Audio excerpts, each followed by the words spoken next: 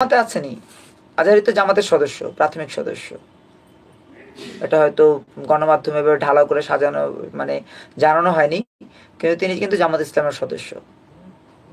এটা যদি না জেনে থাকেন একটু খোঁজ নিলে আপনারা জানতে পারবেন। এবং তার রুহানি আব্বা হচ্ছে আল্লামা দেলোয়ার হোসেন সাঈদী। তিনি কিন্তু বলেছেন বিভিন্ন ওয়াজ নসিহতে তিনি বলেছেন যে আমরা হচ্ছে যে দেলোয়ার হোসেন সাঈদী, আল্লামা দেলোয়ার হোসেন সাঈদীকে আমরা হচ্ছে যে সবচেয়ে গুরুত্ব দেই এবং তার নির্দেশ অনুযায়ী আগামীতে আমরা যেই আমাদের কর্মকাণ্ডগুলো সেগুলোকে সাজাতে চাই। এইভাবে তিনি বিভিন্ন ধরনের ওয়াজ নসিহতে তিনি বলেছেন। আর এই বক্তব্যে তিনি কিন্তু নিজের যে ওয়েট সেটা কমিয়েছেন। আমার মনে হয় না যে তার এই বক্তব্যটা দেয়া সমীচীন ছিল। তার উচিত ছিল তিনি যেই ধারায় চলছেন সেই ধারা ওয়াজে লক্ষ লক্ষ মানুষ হয়, সেখানে তো বিএনপি সমর্থকও আছে, ছিল, এখন আর থাকবে না। এখন তার এই জায়গায় ভাটা পড়বে। দেখেন, আমি ব্যক্তিগতভাবে মনে করেন যে আমি একজন মানুষকে ভালোবাসি। কেন ভালোবাসি? কারণ তিনি নিরপেক্ষ। এখন নিরপেক্ষ একজন মানুষের প্রতি ভালোবাসা আর পক্ষপাতিত্ব মূলক যে কর্মকাণ্ডের দিকে যেই ব্যক্তি যায় তার দিকে ভালোবাসা কিন্তু একরকমের না। তিনি প্রমাণ করে দিয়েছেন যে তিনি জামাত ইসলাম পন্থী একজন ওয়াজিন। সেটা যদি হয়ে যায় সাধারণ মানুষের মধ্য থেকে বিএনপি পন্থীর একটা ভাগ হয়ে তাকে এড়িয়ে যাবে। আবার যারা অন্যান্য যে দেখেন, বাংলাদেশের একটা গুরুত্বপূর্ণ জায়গা হচ্ছে যশোর। যশোরের শুধু শহরেই বাস করে প্রায় 30 লক্ষ মানুষ, শহরেই, আশেপাশে শহরগুলোতে অভয়নগর টগর এগুলো মিলিয়ে। সেখান থেকে তার মাহফিলে এসছে যারা ওখানে নিউজ কভার করতে তাদের বক্তব্য অনুযায়ী 10 লাখ।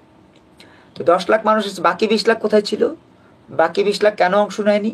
কারণ সবাই তো আর এক ব্যক্তির ভক্ত হবে। যেমন আমি তার ভক্ত না, আমি তার কর্মকাণ্ডে তার ওয়াজে আমি বিরক্ত। কারণ তিনি মমতাজকে প্যারোডি করে গান গান। যে ব্যক্তি মমতাজকে প্যারোডি করে গান গান সেই ব্যক্তি তো মমতাজের গান আগে শোনেন, তারপরে তো প্যারোডি করেন।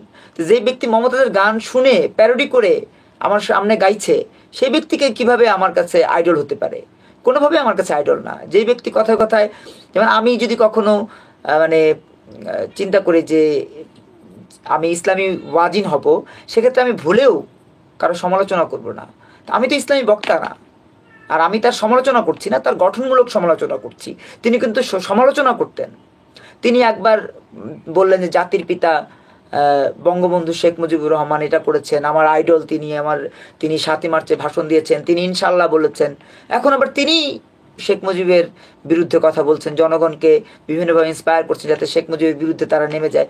এই যে দ্বিচারিতা, এটা কিন্তু প্রমাণ করে যে তিনি আক্ষরিক অর্থেই একজন মানে পথভ্রষ্ট বলবো না, ধর্মের যে রীতি সেখান থেকে অনেক দূরে থাকা একজন মানুষ। যদিও তিনি বড় আলখাল্লা পরেন, বড় টুপি মাথায় দেন, বড় দাড়ি রাখেন, কিন্তু হৃদয়ে ইসলাম থাকে না। এখন আমাদের দেশের মানুষরা হয় কি, হুজুগে মাতাল, তো এরা সবসময় এইভাবেই চলেছে। আল্লামা দেলোয়ার হোসেন সাঈদী যখন ওয়াজ করতেন তখনও তারা হুড়হুড় করে যেতেন, আবার ওই যে কাশপুরি ওয়াজ করতেন তখনও হুড়হুড় করে যেতেন। কাশপুরি মদ খেয়ে কাশপুর ব্রিজ থেকে পড়ে মারা গেছে, তার ওয়াজেও মানুষ গেছে। আবার আল্লামা দেলোয়ার হোসেন সাঈদীর ওয়াজে মানুষ গেছে। এটা হচ্ছে যে বাঙালি জাতির নেচার এটা, যে কেউ যদি একদিকে 10 জন যায় ভাবে যে এখানে গেলে মনে হয় আরো বেশি ভালো কিছু হবে, বেস্ট পাওয়া যাবে, হুর পাওয়া যাবে। আসলে আক্ষরিক অর্থে কিন্তু ইসলাম এমন না। এটা আজহারি সাহেবদেরও বোঝা উচিত, যারা তার অডিয়েন্স তাদেরও বোঝা উচিত। আর আজহারি সাহেব যেভাবে কথা বলেছেন তাতে তিনি দলকানা প্রমাণ করে আরো ঘনীভূত করেছেন জনগণের মধ্যে ডিভাইড করার রাস্তাটা। আর এই রাস্তা যদি এইভাবে ডিভাইড হতে থাকে তার দিকেও মানুষ আঙুল তুলবে দুদিন পরে। এখন যেমন আমরা বলছি ইসলামী স্কলার্স, আগামীতে হয়তো এটাও আর বলবো না।